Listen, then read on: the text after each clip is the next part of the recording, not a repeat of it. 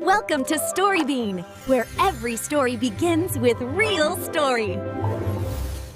सोचिए, एक ऐसी किताब है जिसे आज तक कोई पढ़ नहीं सका, या फिर जमीन पर कुछ ऐसी आकृतियां बनी हैं जिन्हें देखने के लिए आपको आसमान में जाना पड़ेगा। दुनिया में ना कुछ राज ऐसे हैं जो हमारी समझ से मतलब पूरी तरह से बाहर हैं और आज भी बड़े बड़े इतिहासकारों को हैरान कर देते हैं। तो सवाल यही उठता है कि क्या ये सब बस इतिहास की भूली बिसरी कहानियां हैं या फिर कोई ऐसा सच है जिसे हम आज भी समझ नहीं पाए हैं। चलिए इन अनसुलझी पहेलियों की दुनिया में उतरते हैं और देखते हैं कि ये हमें आखिर कहाँ ले जाती हैं। तो सबसे पहले बात करते हैं एक बड़ी ही रहस्यमयी किताब की, एक ऐसी किताब जिसे पढ़ने की हर कोशिश आज तक नाकाम ही रही है। इसका नाम है वॉयनिक मैन्यूस्क्रिप्ट। ये दुनिया की सबसे रहस्यमयी किताब मानी जाती है। 1912 में इटली की एक मोनेस्ट्री में मिली थी और तब से लेकर आज तक ये एक पहेली ही बनी हुई है। इसका असली राज तो इसकी उम्र में छिपा है। जब रेडियो कार्बन डेटिंग हुई तो पता चला कि ये 1400 के दशक की है, मतलब लगभग 600 साल पुरानी। पर हैरानी की बात यह है कि इसकी भाषा, इसमें बने चित्र और जो चीजें इसमें दिखाई गई हैं वो हमारी जानी पहचानी किसी भी सभ्यता से मेल ही नहीं खाती। देखिए, हम इसके बारे में कुछ चीजें तो जानते हैं, जैसे इसमें 240 से ज्यादा पन्ने हैं और ये 600 साल पुरानी है। लेकिन जो सबसे जरूरी बातें हैं हम वही नहीं जानते, जैसे कि भाई ये किस भाषा में लिखी है, इसे लिखा किसने और इसका आखिर मकसद क्या था। तो फिर सवाल उठता है कि ये है क्या। कुछ लोगों को लगता है कि ये किसी एलियन सभ्यता का संदेश हो सकता है, कुछ का मानना है कि ये किसी खोई हुई सिविलाइजेशन का ज्ञान है, वहीं कुछ लोग इसे एक पुरानी मेडिकल गाइड या फिर एक बहुत ही चालाकी से बनाया गया धोखा मानते हैं। लेकिन कोई भी थ्योरी ये नहीं समझा पाती कि इसे इतना कॉम्प्लेक्स और इतने सिस्टमैटिक तरीके से क्यों बनाया गया होगा।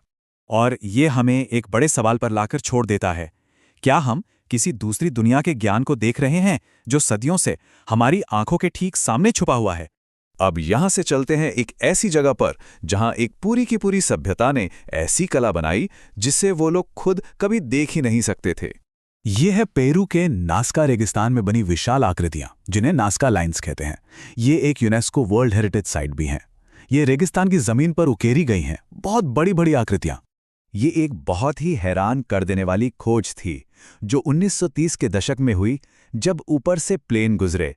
जमीन पर चलते हुए तो ये सिर्फ आपको बेतरतीब लकीरें लगेंगी, लेकिन आसमान से देखने पर 300 से ज्यादा अलग अलग शेप्स और जानवरों के चित्र दिखाई देते हैं। कमाल है ना। इन्हें बनाने का तरीका असल में बहुत सिंपल था। उन्होंने बस ऊपर की लाल भूरी मिट्टी की परत को हटा दिया, जिससे नीचे की हल्की रंग की सतह दिखने लगी। लेकिन असली सवाल तो यह है कि उस जमाने में बिना हवाई जहाज या ड्रोन के उन्होंने इतने परफेक्ट और इतने बड़े चित्र आखिर बना कैसे लिए। इसके पीछे की वजह क्या हो सकती है। कुछ स्कॉलर्स का मानना है कि ये एक बहुत बड़ा एस्ट्रोनॉमिकल कैलेंडर था। दूसरों को लगता है कि ये धार्मिक पूजा पाठ के लिए बनाए गए रास्ते थे। और एक सबसे रोमांचक थ्योरी ये भी है कि ये शायद किसी एलियन सभ्यता के लिए बनाए गए लैंडिंग मार्कर्स थे। और यहीं पर नाज़का लाइन्स का सबसे बड़ा और चौंकाने वाला सवाल खड़ा होता है। अगर जिन लोगों ने इसे बनाया वो खुद ही इसे जमीन से नहीं देख सकते थे, तो फिर आखिर उन्होंने ये बनाया किसके लिए था। अब बात करते हैं एक ऐसे प्राचीन अजूबे की जो आज भी अपने अंदर ना जाने कितने ही राज छिपाए बैठा है। 4500 साल। सोचिए, इतने लंबे समय से गीजा के महान पिरामिड ने अपने रहस्यों को दुनिया से छिपा कर रखा है। ये सिर्फ एक मकबरा नहीं है, बल्कि एक तरह का टाइम कैप्सूल है। ये खोज स्कैन पिरामिड्स मिशन ने की थी। कमाल की बात यह है कि उन्होंने बिना कोई खुदाई किए कॉस्मिक रे इमेजिंग का इस्तेमाल करके पिरामिड के अंदर एक बहुत बड़ी खाली जगह का पता लगाया है। इसे उन्होंने बिग वॉइड नाम दिया है। तो इस विशाल बंद जगह का आखिर मकसद क्या हो सकता है।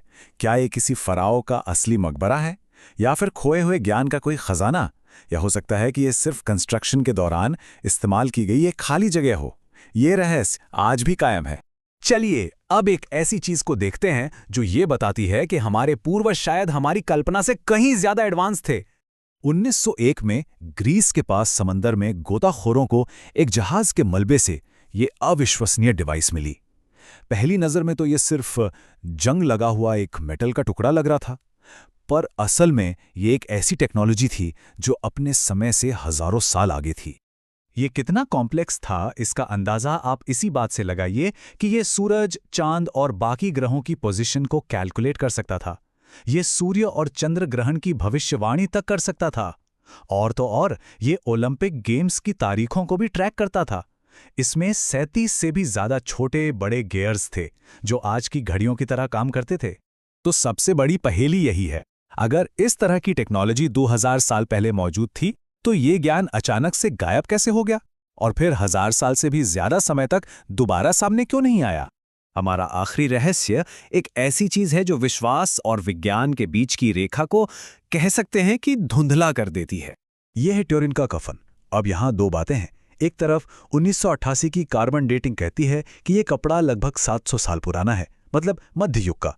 दूसरी तरफ जो लोग विश्वास करते हैं उनका मानना है कि ये ईसा मसीह का असली कफन है और इस पर जो छवि है वो एक चमत्कारी निशान है।